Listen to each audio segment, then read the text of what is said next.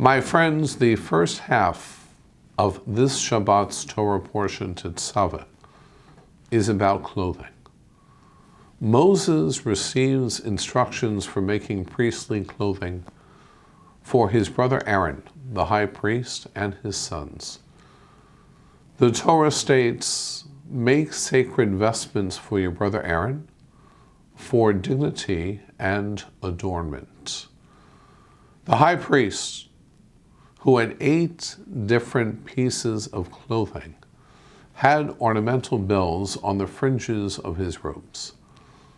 On Yom Kippur, he changed his clothes 5 times, from his more majestic clothing to plain linen garments.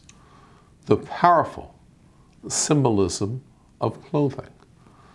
It was Mark Twain who coined the phrase, clothes make the man. The influence your clothes have on the way you think, feel, and behave. This psychological phenomenon is called in clothes recognition. What you wear could affect how you think and how you perform. How you dress will influence the responses of people to you. Many pieces of clothing convey a symbolic meaning. The robe of a judge signifies justice. An expensive suit signifies power. A police uniform, authority. Clothes help to project our identity. At the Hampton Synagogue, we are blessed with our beloved and cherished benefactor, a national icon, hailed as America's best men's tailor, Martin Greenfield. The incredible story of a young man who survived Auschwitz and Buchenwald and reinvented himself as a master tailor to the most influential people in the world. As a 14-year-old in Auschwitz, Martin brushed the shirt of an SS officer so forcefully that he tore the collar.